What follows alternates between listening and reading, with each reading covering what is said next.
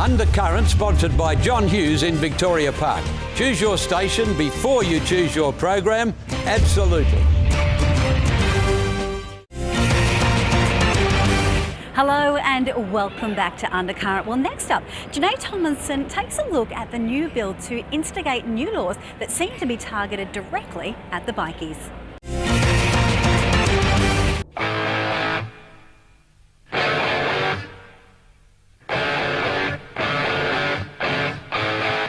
The Criminal Organisation Control Bill, or misleadingly called in the media as bikie laws, have created controversy amongst a diverse range of people in Western Australia. The laws aim to prevent criminals to interact, yet the potential outcomes of the bill are a lot more complex and have been branded undemocratic by human rights groups. My name is Pearl Lim. I'm representing Search for Your Rights, which is a community-based, volunteer-run lobby group. Well, if you look at the actual legislation, it's 160 pages long, and not once is the word bikie, gang, or even organised crime mentioned once in the bill. So, as far as I'm concerned, legally and technically, there is nothing to stop it from being applied to the ordinary Western Australian. Everyone wants to combat organised crime. We all understand, we all agree that organised crime is a very, very worthy cause to fight. However, I do believe it is misleading to say that it will only be used on particular sections of society when it can be applied to everyone. It's not even really about the bikies at all.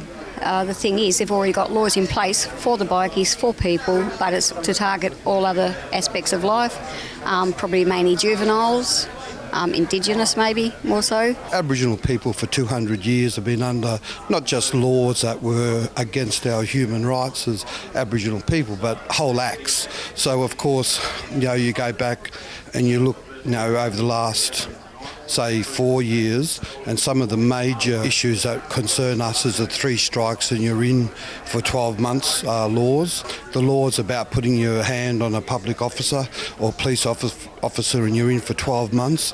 We want to get rid of those mandatory laws.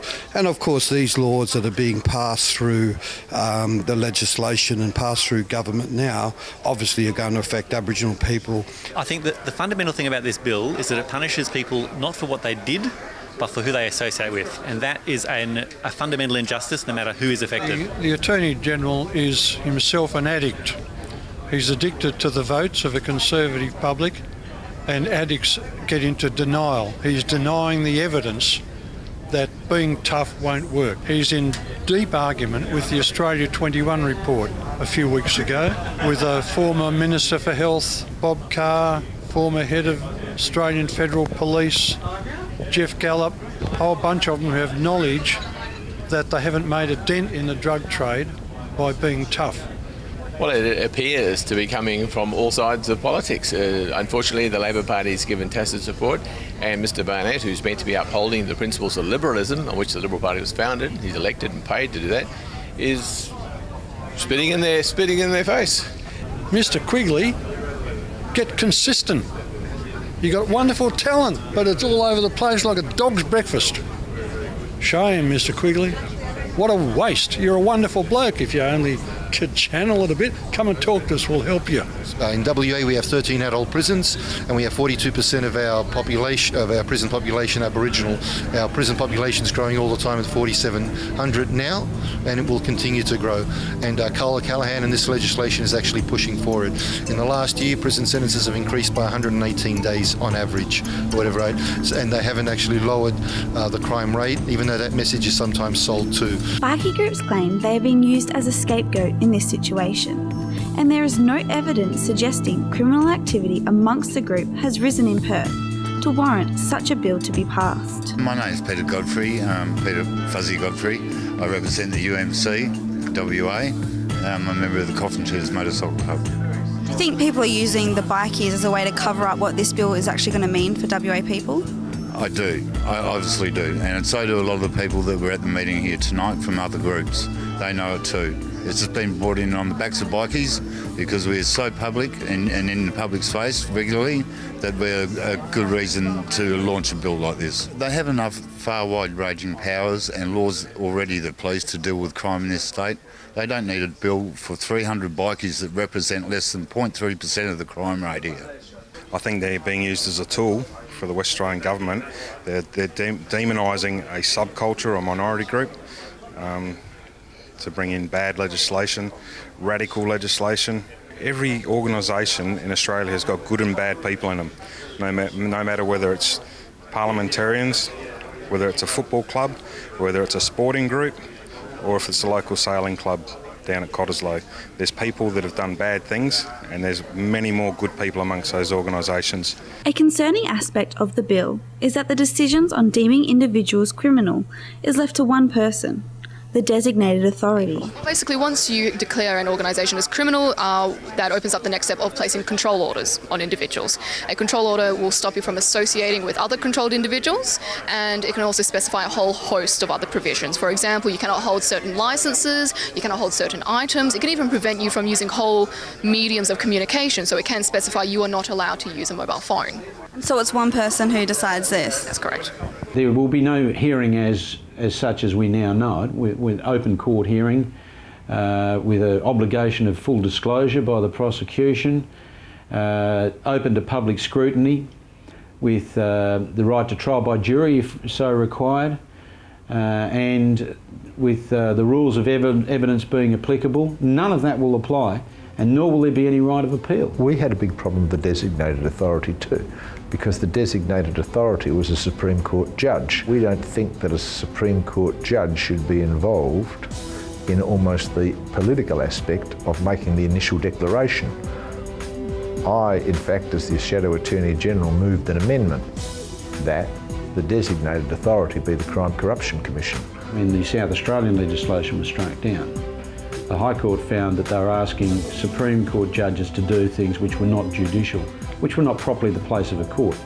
So they tried to circumvent that in New South Wales by saying, when you're doing this, you're a persona designata, that is, you might happen to be a judge, but you're not doing this as a judge, so that we can sidestep the whole requirement of what a judge and what a judge can and can't do. And the Western Australian Act will have this flavour about it. We asked Christian Porter why the designated authority is not a court judge, and why they do not need to provide evidence to the accused. This was his response. There is no reason why a decision-making body would need to provide evidence. That is the role of the persons making the application to the decision-making body. That is a policy decision the government has made, which reflects the intention that this legislation apply to organisations which are often sophisticated at detecting and avoiding police surveillance. I mean, I wonder if policemen shoot someone, will they declare the police a criminal organisation and declare them control persons, because we know there are many policemen committing crimes regularly. We've had recent incidences where bail conditions are actually used to keep people apart. The forest rescue activists, for instance, recently in the Manjimup court, because of the anti-logging protests in the Warwick Forest, were actually instructed as part of their bail conditions, two of them, to stay away from each other. And they actually turned out to be a couple, whatever, a boyfriend-girlfriend. Now, criminality wasn't proven, and yet we've got a condition there that's abominable. Seamus Doherty was the first person arrested at Choggum last year. He has first-hand experience at what could be expected for a controlled person under the bill. I had my car confiscated by police for no reason. I had my mobile phone taken, DNA and fingerprints taken, yet there was no charges, wasn't suspected of doing anything, for the simple reason I was a human rights activist.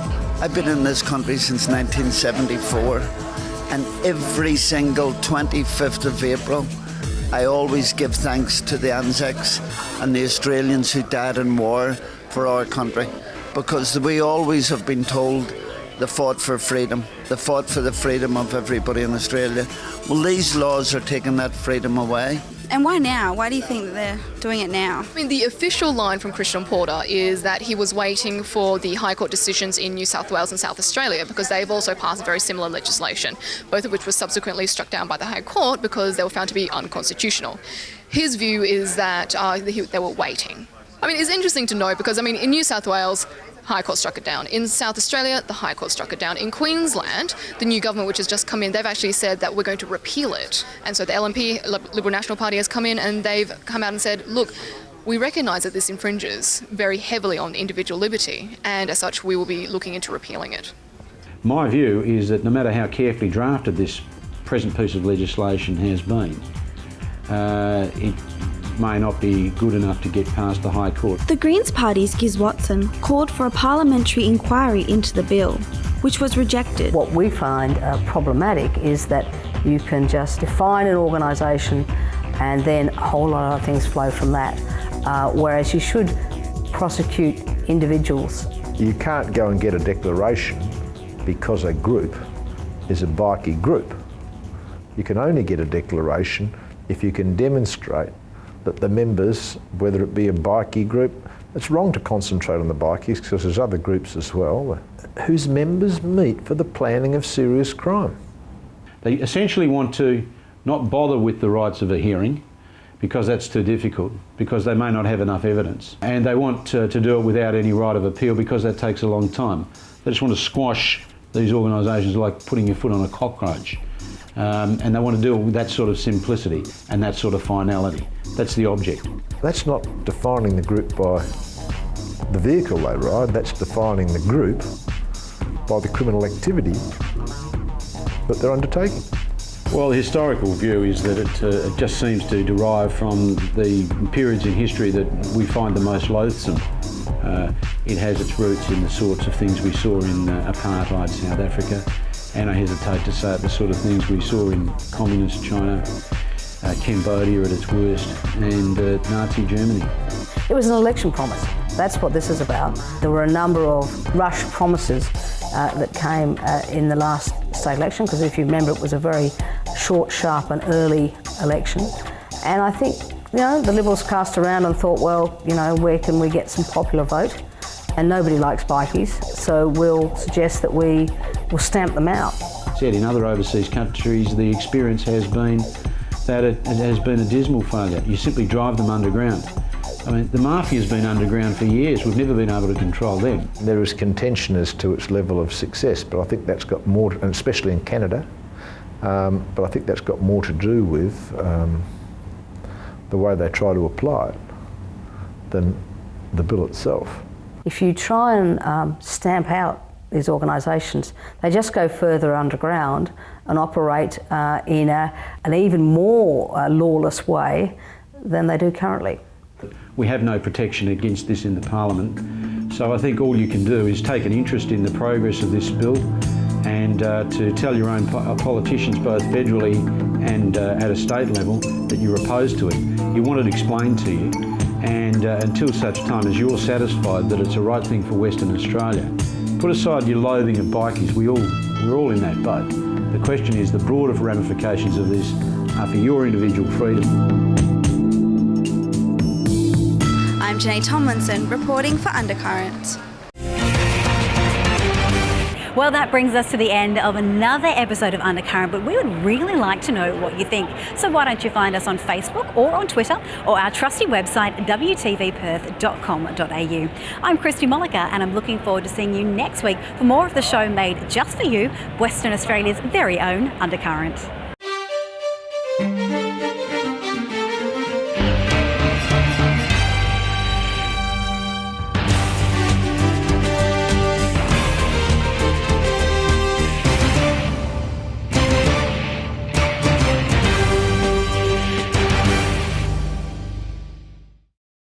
Undercurrent, sponsored by John Hughes in Victoria Park. Choose your station before you choose your program. Absolutely.